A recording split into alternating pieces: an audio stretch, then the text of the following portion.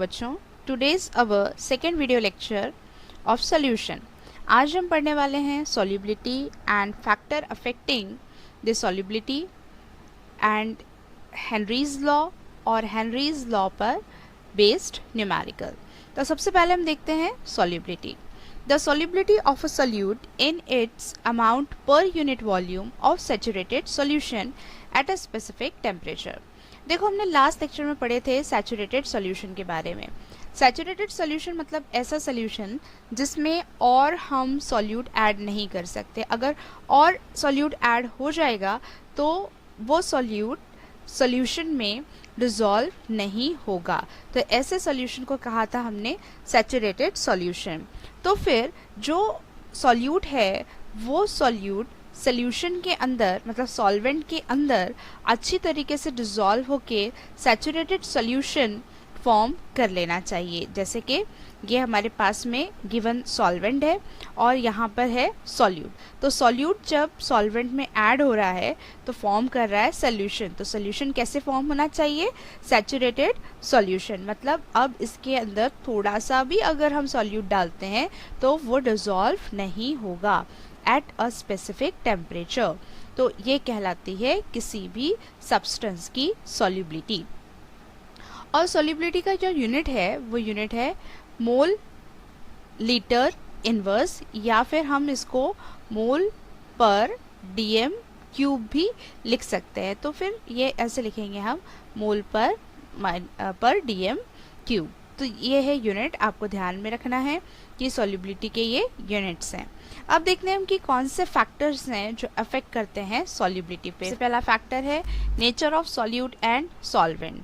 तो generally the compounds with similar chemical character are more readily soluble in each other। मतलब ये कहा जाता है कि जो एक जैसे कैरेक्टर, जो केमिकल कैरेक्टर वाले रहते हैं वो आपस में डिसॉल्व हो जाते हैं। मतलब लाइक डिसॉल्व्स लाइक, मतलब जो एक जैसे होते हैं वो आपस में डिसॉल्व हो जाते हैं। जैसे कि पोलर सॉल्यूट है तो पोलर सॉल्वेंट में डिसॉल्व होगा, नॉन पोलर सॉल्यूट है तो नॉन पोलर सॉल्वेंट में डिसॉल्व होगा। तो देखिए यहाँ पर substances having similar intermolecular forces are likely to be soluble in each other. ऐसे सब्सटेंस जिनके इंटरमॉलिक्यूलर फोर्सेस सेम हो, एक जैसे हों, तो वो आपस में सॉल्युबल हो जाते हैं।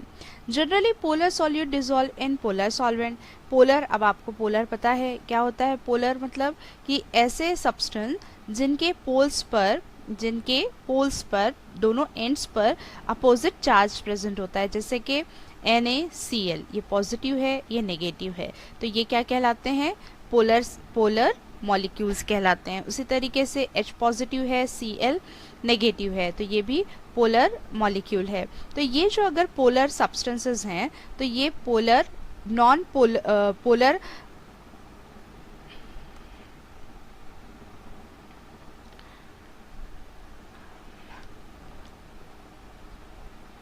तो फिर ये जो पोलर मॉलिक्यूल्स हैं ये पोलर सॉल्वेंट के अंदर ही डिसॉल्व होंगे। तो इसकी एग्जांपल है कि ionic compound like NaCl dissolve in polar solvent like water. मतलब पोलर है तो पोलर में ही वो डिसॉल्व हो रहा है। उसी तरीके से नॉन पोलर जो रहेंगे वो नॉन पोलर में डिसॉल्व होंगे। नॉन पोलर मतलब कोई पोल्स पे चार्जेस नहीं है, तो लाइक कोलेस्ट्रॉल, या फिर हम ले सकते हैं नैप्थलीन जो नॉन पोलर सब्सटेंस है, dissolve in non polar solvent such as benzene. Benzene भी जो है C6H6, इसके ऊपर कोई चार्जेस प्रेजेंट नहीं होते। तो नॉन पोलर जो सब्सटेंसेस होते हैं वो नॉन पोलर सॉल्वेंट में डिसॉल्व होते हैं। तो इस तरीके से डिपेंड करता है nature of solute and solvent. तो सिंपल याद रखना है कि एक जैसे बिहेवियर रखने वाले, एक जैसे केमिकल बिहेवियर रखने वाले जो सब्सटेंसेस रहते हैं वो आपस में इंटरैक्ट करते हैं, वो आपस में सॉल्युबल होते हैं। जैसे कि पोलर सॉल्यूट है तो पोलर सॉल्वेंट में डिसॉल्व होगा, नॉन पोलर सॉल्यूट है तो नॉन पोलर सॉल्वेंट में डिसॉल्व होगा। सेकेंड फैक्टर है temperature. Depending on the nature of solute and a solvent the solubility changes with the temperature. Depend करता है कि सॉल्यूट एंड सॉल्वेंट का नेचर क्या है, उसके हिसाब से सॉल्युबिलिटी चेंज होती है टेम्परेचर के साथ में। जनरली माना जाता है कि temperature increases solubility of solid increases. अगर जो सॉल्यूट है, सॉल्यूट का नेचर अगर सॉलिड है तो उसकी सॉल्युबिलिटी टेम्परेचर के साथ इंक्रीज हो जाती है। जैसे यहाँ हम एग्जांपल के तौर पे लेते हैं कि दो बीकर नज़र आ रहे हैं आपको, एक में कोल्ड वाटर है, दूसरे में हॉट वाटर है, और सॉल्यूट सपोज हमने ले लिया यहाँ पर शुगर। शुगर को अगर हम कोल्ड वाटर में डिज़ोल्व करते हैं और वही शुगर को अगर हम हॉट वाटर में डिज़ोल्व करते हैं तो हॉट वाटर में वो जल्दी सॉल्युबल हो जाएगी। तो ये क्या यहाँ पे निकलता है कंक्लूजन कि जितना टेम्परेचर इंक्रीज़ होता है उतना सॉलिड की जो सॉल्युबिलिटी है वो इंक्रीज़ होती है। ये टेम्परेचर अफेक्ट कर रहा है कि टेम्परेचर इंक्रीजेज सॉल्युबिलिटी इंक्रीजेज। कौन से सॉल्यूट की? सॉलिड सॉल्यूट की सॉल्युबिलिटी टेम्परेचर इंक्रीज होने के साथ बढ़ती है। लेकिन जो गैस है, अगर गैस है एज अ सॉल्यूट तो the solubility of a gases in water usually decreases with increase in temperature। लेकिन अगर गैसियस सब्सटेंस है, गैसियस सॉल्यूट है और वो लिक्विड में डिसॉल्व हो रहा है, तो अगर हम उस लिक्विड को गर्म करें, टेम्परेचर इंक्रीज करें, तो उसमें की जो गैस है वो इवेपोरेट हो जाएगी, वो उसमें से निकल जाती है। मतलब कि जो नेचर है सब्सटेंस का वो डिपेंड करता है। अगर सॉल्यूट गैस है तो गैस की सॉल्युबिलिटी टेम्परेचर के साथ में डिक्रीज हो जाती है, और अगर सॉल्यूट सॉलिड है तो सॉलिड की सॉल्युबिलिटी टेम्परेचर के साथ इंक्रीज होती है। तो कंफ्यूज नहीं होना, सॉलिड की इंक्रीज हो रही है और गैस की डिक्रीज हो रही है, ये आपको ध्यान में रखना है। According to Le Chatelier principle The effect of temperature on solubility depend on enthalpy of solution। कि enthalpy of solution में यहाँ पे हम दो प्रोसेस लेंगे, एक्सोथर्मिक एंड एंडोथर्मिक प्रोसेस। तो यहाँ पर उसके अकॉर्डिंग ली चैटलर्स ने क्या बताया है कि generally solubility increases with increase in temperature। जो solubility है तो वो solubility increase हो जाती है जब टेम्परेचर को increase कर दिया जाए। लेकिन कब? If the dissolution process is endothermic। endothermic जब हीट क्या हो रही है? एब्जॉर्ब हो रही है। जब हीट एब्जॉर्ब होती है तो टेम्परेचर इंक्रीज होने के साथ साथ सॉल्युबिलिटी इंक्रीज हो जाती है। If the dissolution process is exothermic, अगर प्रोसेस एक्सोथर्मिक है मतलब यहाँ पे क्या हो रहा है? हीट इवॉल्व हो रही है, हीट यहाँ से इवॉल्व हो रही है, then solubility decreases with increase in temperature. तो उस टाइम पे सॉल्युबिलिटी डिक्रीज हो जाएगी टेम्परेचर इंक्रीज होने के साथ साथ में। दोनों में टेम्परेचर इंक्रीज हो रहा है, लेकिन अगर प्रोसेस एंडोथर्मिक है, हीट एब्जॉर्ब हो रही है, तो क्या होगा? जो सॉल्युबिलिटी है वो इंक्रीज होगी, और अगर प्रोसेस एक्सोथर्मिक है तो सॉल्युबिलिटी डिक्रीज होगी। However this is not always true, लेकिन ये हमेशा सही साबित नहीं हुआ। That there is no direct correlation between solubility and exothermicity और एंडोथर्मिसिटी। ये डायरेक्ट कोरिलेशन नहीं है कि अगर एक्सोथर्मिक रिएक्शन है तो सॉल्युबिलिटी डिक्रीज होगी या एंडोथर्मिक रिएक्शन है तो सॉल्युबिलिटी इंक्रीज होगी। ये हमेशा सही साबित नहीं होता है। जैसे कि हम एग्जाम्पल लेते हैं यहाँ पर अमोनियम नाइट्राइड की NH4NO3 की जो रिएक्शन जब हम इसको वाटर में डिसॉल्व करते हैं तो ये प्रोसेस है एंडोथर्मिक की। तो जब एंडोथर्मिक की सॉल्युबिलिटी जो है वो इंक्रीज होना चाहिए और टेम्परेचर भी इंक्रीज होना चाहिए, लेकिन जब एक्सपेरिमेंट किया जाता है तो ये NH4NO3 की सॉल्युबिलिटी डिक्रीज हो जाती है विद इंक्रीज इन टेम्परेचर के। तो ये जो है एक्सपेरिमेंटली कई बार ये सही साबित नहीं हुआ। तो यहाँ पर आपको अच्छे से ध्यान में रखना है कि ये कुछ रिएक्शन पे एप्लीकेबल है और कुछ रिएक्शन पे एप्लीकेबल नहीं है। अब आते हैं कि फिर हम कैसे फाइंड आउट करें कि टेम्परेचर और जो सॉल्युबिलिटी है वो एक दूसरे से कोरिलेट कैसे करती है, तो फिर एक्सपेरिमेंटली हमारे पास एक बेस्ट वे है कि हम करके देखें कि कौन कौन से जो सब्सटेंसेस हैं, कौन कौन से जो सॉल्ट है वो टेम्परेचर के साथ में किस तरीके से वैरी होते हैं, मतलब जो सॉल्युबिलिटी है वो किस तरीके से इंक्रीज़ होती है। तो सबसे पहले आप यहाँ पर आप देख सकते हैं NaBr, देखो अच्छे से आप देख पा रहे होंगे NaBr है, KBr है यहाँ पर, और फिर दिख रहा है आपको NaCl, फिर आप देख सकते हैं यहाँ पर KCl। तो इनके जो ग्राफ आप देख पा रहे हैं, तो देखें ये NaBr का जो ग्राफ है ये कैसा जा रहा है, फिर ये देखें KBr का ये जो ग्राफ है सॉल्युबिलिटी वर्सेस टेम्परेचर, फिर उसी तरीके से KCl का जो ग्राफ है, फिर NaCl का जो ग्राफ है, ये ज़्यादा टेम्परेचर के साथ सॉल्युबिलिटी उठ नहीं रही है, मतलब टेम्परेचर इंक्रीज़ कर रहे हैं, ज़्यादा सॉल्युबिलिटी फ़र्क नहीं पड़ रहा है। मतलब कि solubility of NaBr, KBr, KCl, NaCl changes slightly with temperature, temperature increase करने के साथ साथ ये जो सॉल्ट्स हैं इनकी सॉल्युबिलिटी बहुत कम इंक्रीज़ होती है। अब जैसे यहाँ देखें आप, ये एक दिख रहा है आपको KNO3, फिर आपको दिख रहा है यहाँ पर NaNO3। अब ये जो कुछ सॉल्ट हैं इनका ग्राफ देखें, देखिए नीचे से एकदम से जा रहा है वो ऊपर की तरफ, है ना। तो यहाँ पे क्या हो रहा है कि अगर हम टेम्परेचर इंक्रीज़ कर रहे हैं तो सॉल्युबिलिटी जो है वो बहुत ज़्यादा इंक्रीज़ हो जा रही है। तो solubility of KNO3 NaNO3 increases rapidly with increase in temperature, बहुत ज़्यादा बढ़ जाती है जब हम टेम्परेचर को इंक्रीज़ कर देते हैं। और कई बार कुछ सॉल्ट्स ऐसे होते हैं जो सॉल्युबिलिटी डिक्रीज़ हो जाती है जिनकी, जब हम टेम्परेचर को इंक्रीज़ करते हैं, जैसे कि Na2SO4 ये एक ऐसा सॉल्ट है जिसका टेम्परेचर इंक्रीज़ करने पर सॉल्युबिलिटी डिक्रीज़ भी हो जाती है। तो फिर ये जो है एक्सपेरिमेंटल डिटरमाइन की हुई वैल्यूज़ होती हैं जिन पे से हम बता सकते हैं कि टेम्परेचर का इफ़ेक्ट इनकी सॉल्युबिलिटी पे कैसे पड़ता है। थर्ड इफ़ेक्ट है प्रेशर के लिए। Pressure has no effect on solubility of solids and liquid as they are incompressible. Pressure का कोई इफ़ेक्ट नहीं होता सॉल्युबिलिटी पर अगर सॉलिड एंड लिक्विड फॉर्म में हैं तो, क्योंकि सॉलिड एंड लिक्विड इनकॉम्प्रेसिबल होते हैं, उनको हम प्रेस नहीं कर सकते। तो अगर सॉलिड और लिक्विड एज अ सॉल्यूट ले रहे हैं हम, तो उस पर प्रेशर का कोई इफ़ेक्ट नहीं होता।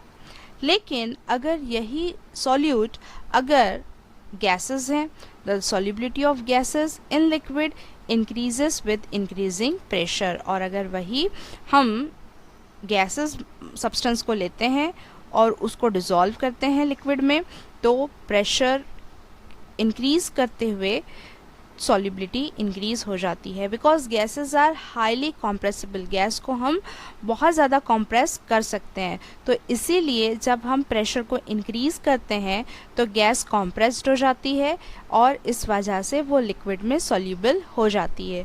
तो इस कोरिलेशन को बताने के लिए यहाँ पर एक लॉ आता है, दैट इज़ हेनरीज लॉ।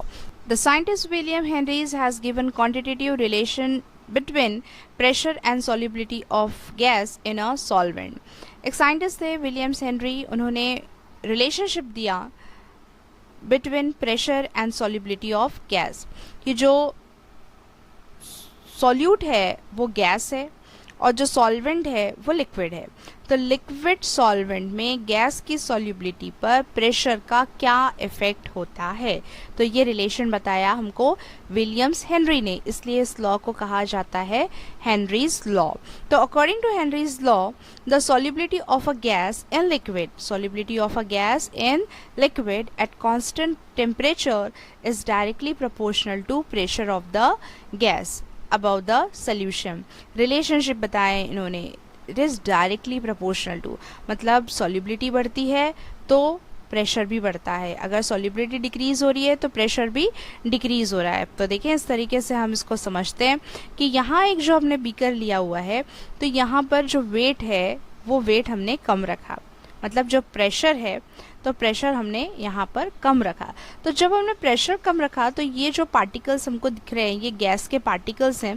तो ये क्या हो रहा है, गैस के पार्टिकल बहुत दूर दूर ये हमको नज़र आ रहे हैं। तो क्या हो रहा है यहाँ पर कि प्रेशर अगर लो है तो सॉल्युबिलिटी कैसी है, गैस पार्टिकल की लो है। और वही हमने दूसरे इमेज में देखो कि यहाँ पर हमने जो वेट है वो बढ़ा दिए, मतलब जो प्रेशर है वो प्रेशर को हमने इंक्रीज कर दिए। तो इसके ऊपर जब प्रेशर बढ़ रहा है तो देखो जो गैस के पार्टिकल्स है वो कंप्रेस्ड हो रहे हैं, एक जगह पर आ रहे हैं। मतलब जब प्रेशर हाई हो रहा है तो गैस की सॉल्युबिलिटी भी हाई हो रही है।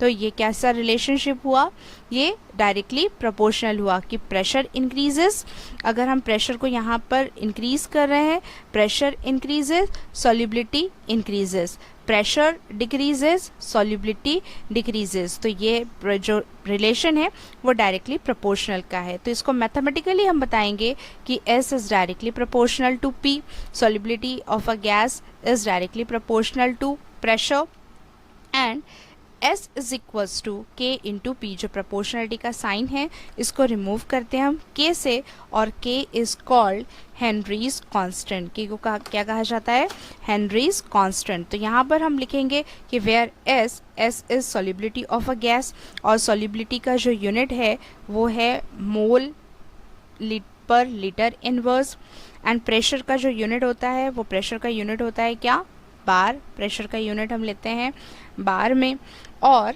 K is called Henry's constant, and Henrys constant का जो यूनिट है वो रहेगा मोल litre inverse bar inverse, litre inverse bar inverse. क्योंकि जो हम यहाँ पर इक्वेशन लिख रहे हैं S is equals to K into P, therefore K is equals to S upon P। तो सॉल्युबिलिटी का यूनिट क्या है, मोल पर लीटर इनवर्स, और जो प्रेशर है प्रेशर का यूनिट है बार। तो ये ऊपर चला जाएगा तो ये हो जाएगा बार इनवर्स। तो therefore K is equals to mole litre inverse bar inverse. The unit of Henry's constant, K is called Henry's constant. So unit of Henry's constant is mole liter inverse bar inverse. Demonstration of Henry's law. अभी जो हमने देखा statement Henry's law का कि solubility of a gas is directly proportional to the pressure. जितना pressure increase करेंगे gas की solubility liquid में उतनी ज़्यादा इंक्रीज होगी। तो उसी का हम यहाँ डेमोन्स्ट्रेशन देख रहे हैं। Carbonated soft drink beverage bottle is filled by dissolving carbon dioxide CO2 gas at high pressure and then seal. क्या कहते हैं, जो सॉफ्ट ड्रिंक्स होता है कार्बोनेटेड मतलब जिसमें कार्बन डाइऑक्साइड प्रेजेंट होता है, ऐसी सॉफ्ट ड्रिंक जो जैसे कोका कोला, पेप्सी, स्प्राइट ऐसी बॉटल्स लेना है, और उसमें डिज़ोल्व करते हैं हम कार्बन डाइऑक्साइड गैस को एट हाई प्रेशर, और फिर उसको सील कर देते हैं इस तरीके से कि जो कार्बन डाइऑक्साइड है वो सोल्यूशन के अंदर डिज़ोल्व हो जाता है under high pressure. Due to high pressure carbon dioxide get dissolve in large amount, और उसको फिर इस तरीके से सील कर देते हैं। When the gap of the bottle is removed, लेकिन जब हम ये बॉटल का कैप रिमूव करते हैं, ओपन करते हैं, the pressure of the solution decreases। तो जैसे ही हमने इस कैप को ओपन किया तो जो प्रेशर है सोल्यूशन का जो वो क्या हो जाता है, डिक्रीज हो जाता है। therefore excess of carbon dioxide, जो कार्बन डाइऑक्साइड का जो क्वांटिटी है ज़्यादा, वो स्कैप आउट हो जाती है एयर में इन द फॉर्म ऑफ एफरवेंसेस। जैसे ही आप उसका कैप को ओपन करते हैं तो जो कार्बन डाइऑक्साइड गैस है वो रिलीज हो जाती है इन द फॉर्म ऑफ एफरवेंसेस। ऐसे जो उसके बबल्स आपको नज़र आते हैं इस तरीके से निकलते हुए इस जो भी बॉटल रहती है उसमें से। दस by decreasing the pressure solubility of carbon dioxide is decreases. तो इस तरीके से जो प्रेशर अगर हम डिक्रीज करते हैं तो कार्बन डाइऑक्साइड की जो सॉल्युबिलिटी है वो डिक्रीज हो जाती है। तो this is a Henry's law कि solubility increases with increase in pressure, solubility decreases when decrease in pressure. Henry's law पे न्यूमेरिकल्स हैं, बहुत सिंपल से न्यूमेरिकल्स हैं। अभी हमने देखा कि हेनरीज लॉ का कॉन्सेप्ट है कि solubility is directly proportional to P, therefore S is equals to K into P। Proportionality के साइन को रिमूव करते हैं हम K से, and K is called Henry's constant. तो फिर इसी पे से हम फॉर्मूला बना सकते हैं कि K is equals to S upon P। तो यही छोटे छोटे से फॉर्मूले हैं जो हमको यहाँ पे अप्लाई करना है। तो न्यूमेरिकल है the solubility of nitrogen gas N2 gas in water at 25 degree Celsius and 1 bar is 6.85 into 10⁻⁻⁴ mole litre inverse. अब कंडीशन हमको गिवन है कि गैस जो है नाइट्रोजन गैस उसका सॉल्युबिलिटी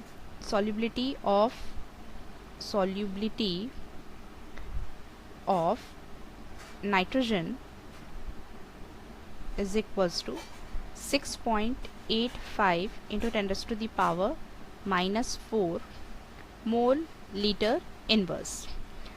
और जो प्रेशर है, टेम्परेचर की तो हमको ज़रूरत नहीं है यहाँ पर, जो प्रेशर है वो प्रेशर है 1 बार।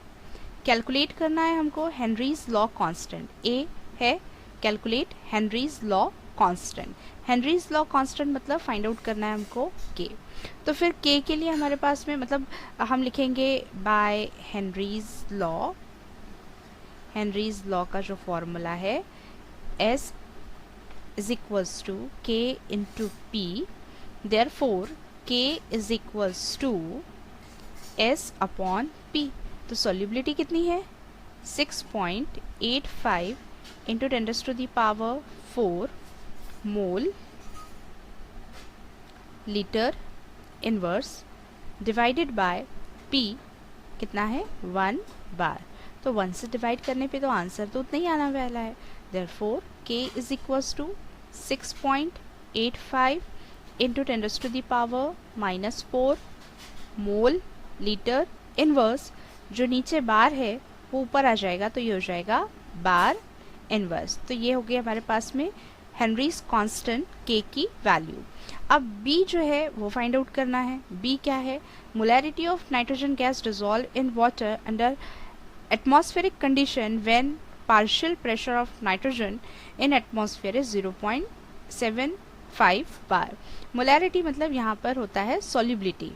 तो सॉल्युबिलिटी आपको फाइंड आउट करना है, सॉल्युबिलिटी ऑफ